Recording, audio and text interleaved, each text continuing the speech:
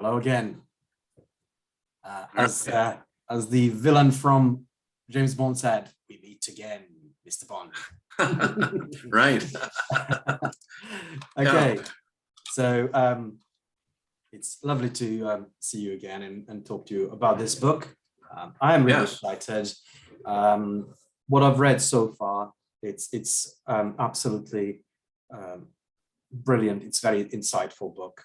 And I just wanted to sort of see how you are progressing with this project and things that we can consider, pray for, and so on. So if you don't mind, I'll just ask short questions and we can try and Sure.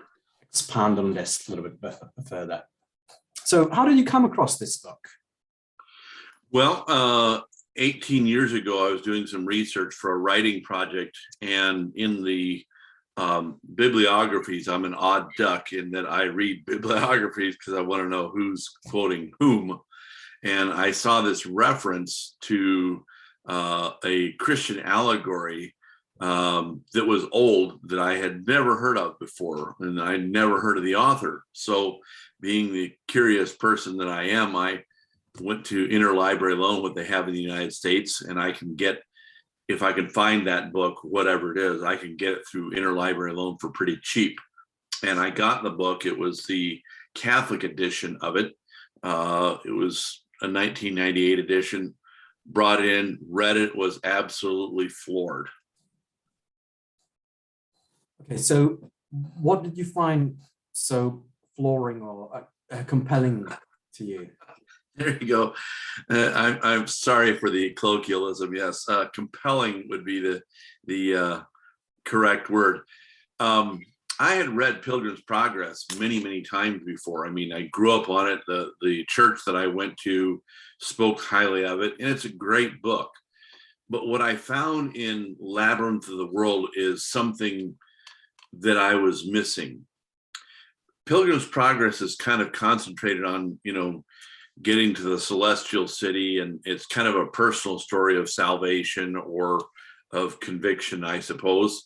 And that's great. That is tremendous. We need to have personal conviction. We need to be sorry for our sin, and we need to be seeking God. That's true. But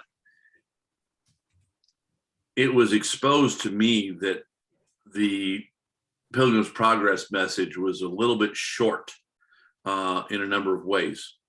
There is no concentration on personal conviction as far as meeting Christ and then living a good life because Christ has transformed us. There's no concentration whatsoever on a transformed life. There's no concentration on Christ in us, the hope of glory. There's no concentration on being ambassadors and servants to the world around us. It is almost as if the world is something to be escaped or something to be tolerated on the way through. And it's the dirty old nasty world, and we've got to fight through it. And our objective, again, is the celestial city. And what I found in Labyrinth is Pilgrim, the main character, the protagonist, whatever, discovered that the world was a very screwed up place. Well, big story there. But he also realized that he was screwed up and that he could not live a good life or be a decent person without contributing to the destruction, the vanity and the violence and the despondency of the world, because the world is what it is. And at that point, he meets Christ and he is transformed by Christ, but then Christ sends him back to the world to be light, truth, and reality that the world can't be for itself. And I found that message to be very compelling because A.W. Tozer used to talk about the nasty now and now and living life. And it seems like a lot of Christians, I know anyways, are only worried about one thing: going to be with Jesus someday. It's almost like the only thing that has to happen in their life is that they need to pray a prayer and they need to come to Jesus. And after that, they're just waiting for the casket to happen, and there's no concentration again on sanctification or on living a holy life or on being something that God would have us be in the nasty now and now. And I thought that this book really addresses that issue. So in that sense, it's different to Pilgrim's Progress, because as you said, with Pilgrim's Progress, you're looking to the future, to that point of transition to heaven, Yes. to final destination, and so on. Yeah, that's a very good point. So last time we spoke about this, I realized you have several editions of this book. Why get several editions of this book? What was that? Well, I read the Catholic edition, and just on a cursory reading about Comenius himself, the author, I noticed that the Catholic edition tried to make him sound like he was one of us. He was really an ecumenical dude, and he's really one of us. And I thought, that's really intellectually dishonest, because he was kicked out of Czechoslovakia because he was not Catholic, and he wouldn't go along with the Catholic thing. And so I thought, well, I wonder if the early editions, I wonder what they're like. So I went and got the 1901 Count Lutzow edition, and that was like trying to read Chaucer. Nothing wrong with Chaucer, but a little difficult for the average bear. And so I then went and got the British edition from Oxford. And in that edition, comparing it to the first two, I noticed that the Oxford people tried to make him sound a good bit like a Calvinist by the way things were said, or the way that things were portrayed or illustrated, not illustrated as a part of pictures, but the way that they were portrayed, I guess is the best way to say it. They portrayed it in terminology that a Calvinist would use. And Comenius was definitely not a Calvinist. He worked with Puritans, he worked with the Lutherans, he worked with the Catholics, but he definitely was his own man. And he was definitely different from those other groups of people and maintained his differentiatedness. So I wanted to see what other editions would show me. It's like reading editions of the Bible. You read the King James Version and you wonder, I wonder what the Amplified's like. Or then you wonder what the Holman, Bible is like. Or you might go to an older, the Douay-Rheims, and see how things are illustrated or portrayed in the verbiage of the script. And that's basically what I did with this book. Right. So I was going to ask you, you clearly put lots of sweat and tears into this book. So tell us, how could you make the book easier to read for the average Joe Bloggs like myself? Right. Well, in translating from Czech into English, what the translators did is they took everything and they put it in block paragraphs. And so you have paragraph 6, 7, 8, or 1 through 20 through a passage. And sometimes you don't know who's talking to whom. You just see these, you read these people, yammering back and forth and talking about one thing or another, or talking back and forth between each other, but you don't know who's talking. I mean, if you have to step back and read back a ways and read into it. And I thought modern novels are such that all of the dialogue is broken out into, paragraph breaks between characters. So that dialogue is happening. Then there are places where the actual characters were not addressed. Mr. Ubiquitous is one of the characters, might have been talking in the Czech or earlier English translations, but you don't know it was him talking unless you knew his character, how he carried himself, or how his diction, his tone. And so in those places where the character wasn't specifically mentioned, I mentioned who was speaking. Mr. Ubiquitous said, Mr. Delusion said, Pilgrim said, or Pilgrim responded, or whatever. So it made it flow a little bit better. Then there was the issue that the author used Latin inclusions every now and again. He used Latin phrases, and that they were in earlier editions, they were just left there in the text. It's like, okay, what's this? And I'm not a classically trained scholar or academician. So those were a problem for me, and I would suppose that they'd be a problem for the average bear. So what I did was I found the definitions of those things, and then I wrote them into the dialogue, like a Latin phrase is used, and then Mr. Ubiquitous winks at Pilgrim, and he understood it to mean this, and whatever. So it's more clear, and it's not something that interrupts the reading process. Then I also stripped out all of the notes, the heavy noting in earlier editions. I mean, they're already there. Anybody can refer back to them if they want to. I'm not hiding anything, but I'm making it more readable for the average person, that they can just sit down and enjoy a book. Another thing I did was I took the introduction. There was 55 pages in all of the other English editions that I saw, and I took it out of the front of the book and I condensed it and I put it in the back of the book, and actually made it broader and more content. But I put that in the back, and I also put pictures all over in the book. So all those things make for a much easier read and a much more endearing book. Yes. Now, this is our third or fourth video, I think, regarding this book. And it's been a while. And we knew you finished your Labyrinth of the World took you about 7 months, but then you had another 13 months to complete before it's made available. What was the reasoning behind that? Well, the actual rewriting process took 7 months, and I was just I have a medical condition where I'm beginning to seriously lose my marbles, and so I probably could have done it faster than that, but it took 7 months.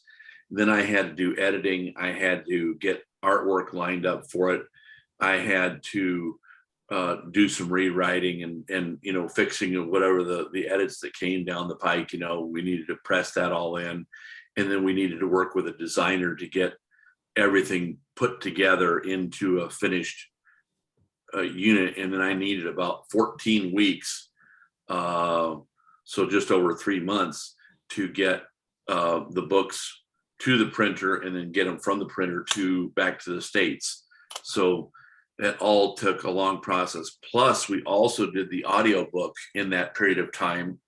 And so there was just a lot of moving parts to make this book happen. Right. I have another question. Sorry, I did pin it down to help me sort of go through this.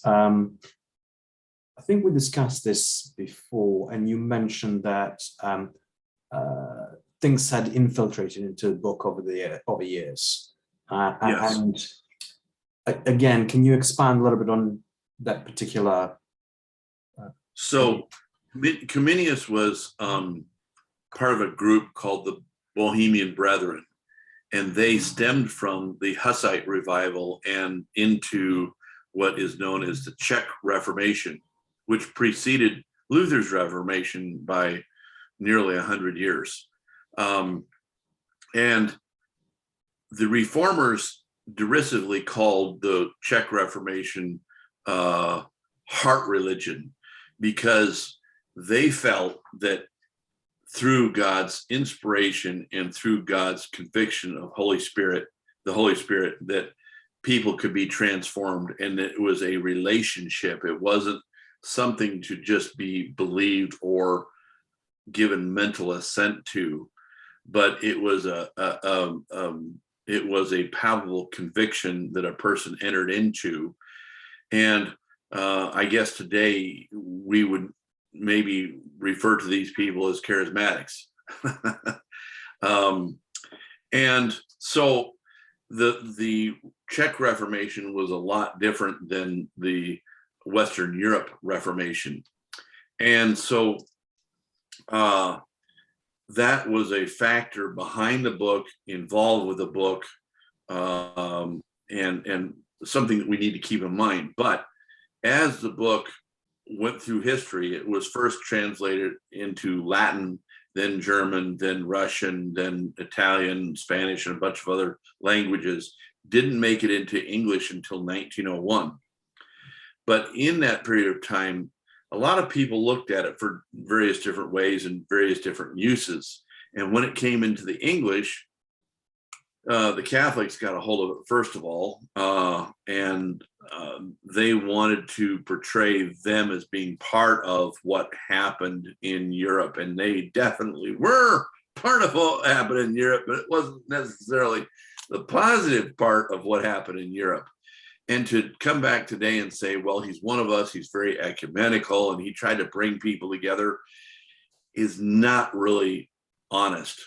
Then the British got a hold of it, and they brought in Calvinistic thinking. And so you had these infiltration of ideas into the book that were very obvious to me reading it. And I thought, we need to clear that out and get back to what he said. And in some cases, I had to go back to the original Czech and check with some Czechs about, okay, this is really what this is saying, and this is really where he's going with this. And that was kind of interesting to hear, to hear people talk about it, and to go back to the original language and kind of struggle with it. Right. You didn't have to polish your book with Polish. No. No. Okay.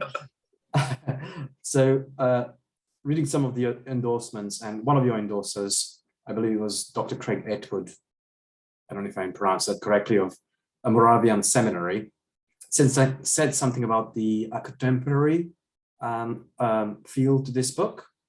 Can you explain that in? Yes, this professor, he's at Moravian Seminary up in Bethlehem, Pennsylvania, and he is a world-renowned expert concerning Comenius and the Labyrinth.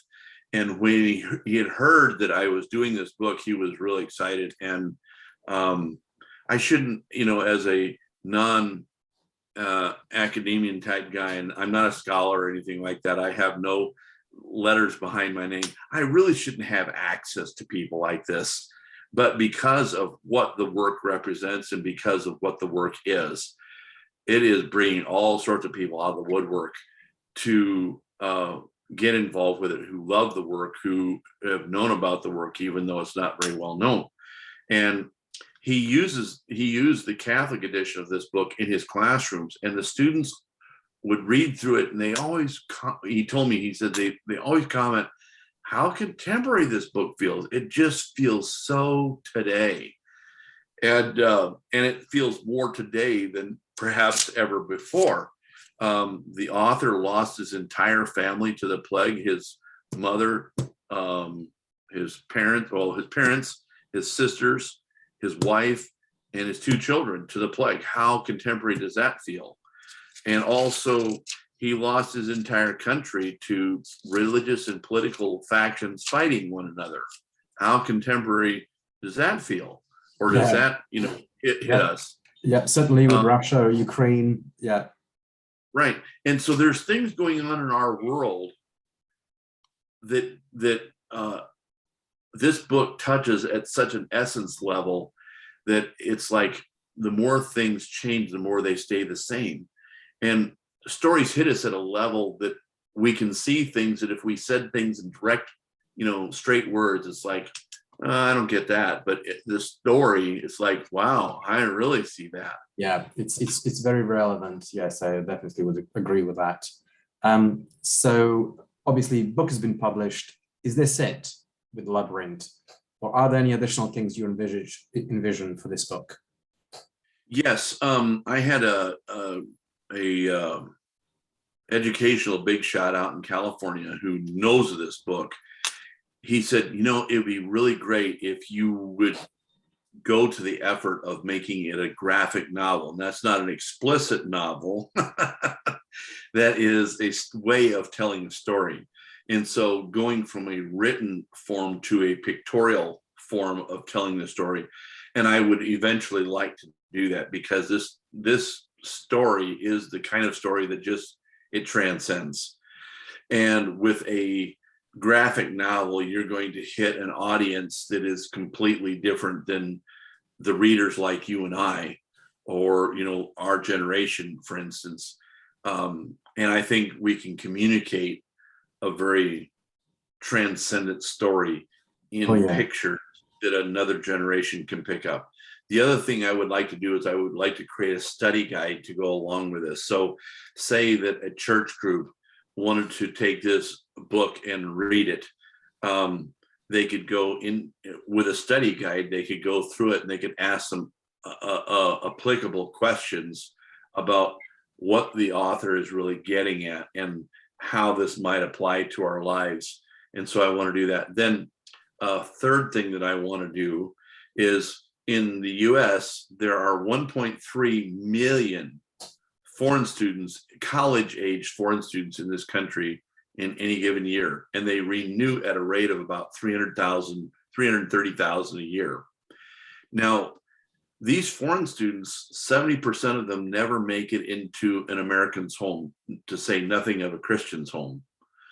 And there is such missionary opportunity right there, because they're literally fish out of water. They're out of their culture, they're out of their society, they're in a foreign land, foreign traditions, foreign everything. And they really struggle in many ways to know how to process everything. And it's a great opportunity for us to step in as friendship partners with them and build relationships with them, do the things that we do, and help them with their English. Now, many of them won't pick up a Bible, but they pick up a piece of classic literature. And we can tell them, this guy that wrote this is the father of modern education. And he's a world-renowned philosopher and thinker and premium thinker. And suddenly we've got an audience with people with something that is devoutly Christian and maybe even evangelical, if you will, and very inspirational. And there are things in this book that they will be able to identify with. I don't care if they're from Papua New Guinea, or if they're from Ecuador, or if they're from Iceland, they can identify with this book. And so by the time that they figure out that it is Christian, we've already got them totally engrossed, because this book hit them at a core essence that they can identify, and they can see, yeah, I want to live a good life. And yeah, this world is really messed up place, and there really is no way to live a good life without contributing to the vanity, violence, and destruction of the world around us. And what are we going to do? And then what I want to do is, in the back of the book, I want to strip it down a little bit for the foreign student edition. And I want to put a gospel track in the back of it, so that a friendship partner can read through the book with them. We used to have a Bible study years ago, and the students would read a section. Each of us would take a paragraph, and we'd read a paragraph through the Bible. Well, you could do that with this book, and it provides the opportunity for discussion and thought about something that's really keen and really an ultimate issue, so to speak. And then you have the gospel tract in the back that you can go over it with them. And then when they take it back to whatever country they go to, that's always there. That's always something that would be of assistance to them. And so I want to get cracking at that too, because that's a huge opportunity. That would be the next publishing of the book. Okay. Yes. And then we'll also go into softbound edition. Yeah. So just wait for 1 second. Okay. I love the artwork, and I really look forward to one day seeing the entire book published in the same way, where it's all pictorial and 12-year-old can pick it up and read through it and benefit from the ideas that book captures. Now, talking about the sort of broad audience, I was wondering, so far, what's it been like? I mean, how's it been received readers in States and people that you come across? So far, really good. That is, except for the institutional church, to include the evangelicals. There's only been one evangelical group to pick it up so far, but the Anabaptists are really keen on it. Homeschoolers are really keen on it. We just got back from a homeschool event in Nebraska. Now, the events here are fairly small. There might have been 300 people total, and I got a 1% deal on it. I sold 30 copies, which people talk when they find something significant, they talk about it. And the conversations that we had with people at the homeschool event was shocking. I could not believe it. One couple came up to us and got really close to the table and say, okay, well, so what do you do for church? What do you think of church? And we could have some real candid conversations. Another leader in the homeschool thing said, we've got to change our attitude towards the world around us. And she goes, this book sounds like just the ticket. And she was like out of her skin, excited about it, just as I was explaining it. The Sunday going to meeting crowd, not too excited for one reason, I don't know. The Czech heritage people of Czech nationality, have been very receptive to it. And they're not necessarily super religious or devout people. But one group down in Texas, they asked me to come to a national Czech polka festival. And I told them about the heritage on this thing, and neither one of them are religious guys. And they said, wow, that is really interesting. I would really love to see that. And he goes, I think our people would really love to see it. There's going to be 30,000 people there in Ennis, Texas. And so what an opportunity to go share with a bunch of people who want to drink and dance about their heritage and what their heritage has done for the rest of the entire world over 400 years. I mean, they ought to be all ears, and they have been all ears. I've been received at the National Czech Museum in Cedar Rapids, Iowa. They want me to put together a display, and I'm going to senior centers and talking about this book, because many people know of Pilgrim's Progress, but they don't know that it was inspired by another book. It's a shame. I think I mentioned this before. Until speaking to you, I didn't know about this book, and just reading a couple of chapters, I am blown away. It is absolutely fantastic. Next question that I wanted to ask you is about your target audience. Who would be interested in this book? Where do you see this going in the future? I think that anybody, I would say, I read it to my kids, the more complicated edition, when they were 11 and 13. So younger children can understand it. And I would say anybody from mid-teens to 85 is going to love this book, because it is a transcendent book, because it hits you at a core essence level. It talks about the reality of life. I mean, who doesn't want to live a good life? I mean, I can't, even Anton LaVey, I think, wanted to live a good life. He was saying, but I think that's something that people really want, no matter who they are, and they want to leave their mark in the world, and they want to do something significant, both for themselves and for the people around them. I think that is just, that's a pandemic reality in humans. And so what a great appeal to talk to people about that. Then, as the interplay in between Mr. Ubiquitous, which is one of the main characters, and Mr. Delusion, which is the other main character, they're the guides that want to get Pilgrim to see the world the way they want him to see it. The interplay between them, people can then see themselves, and they can see, wow, so that's what really life is really all about. And so, if you're 85 or if you're 14, I think you're a prime target for this book, and you can learn a lot from this book. Oh, I completely agree. Just as I said, I didn't read the entire book. I just flicked through it and read a couple of chapters, and I am really blown away. It is fantastic. Now, for people that hopefully will be interested in this as I am, where can they go and get one? Well, we have a website online, and I can send you the link for that because it's hard to articulate online here on the video.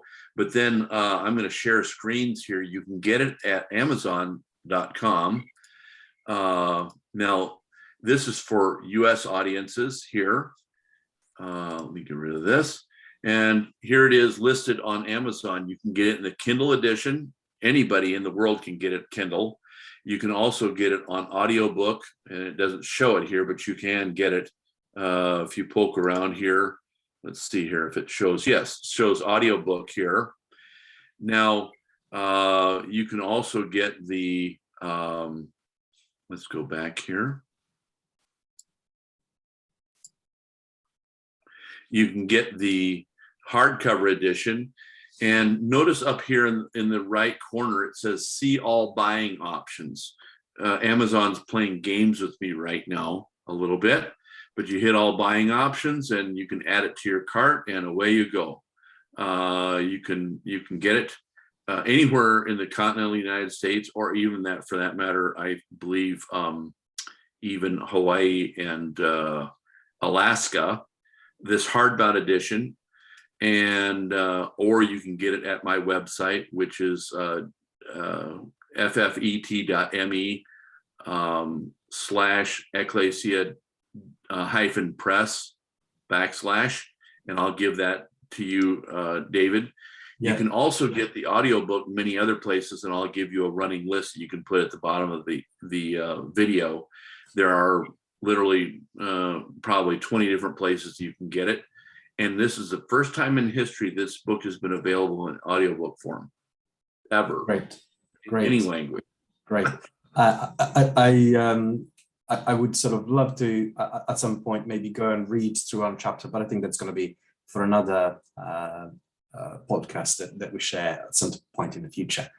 Sure. That's absolutely fantastic. Thank you for spending your time with us again. Thank you for sharing this. Please send me your links. I will include them under the video as hyperlinks so people can go and check them out. If they have any questions, I'll include your contact as well so they can get in touch directly with yourself. Sure.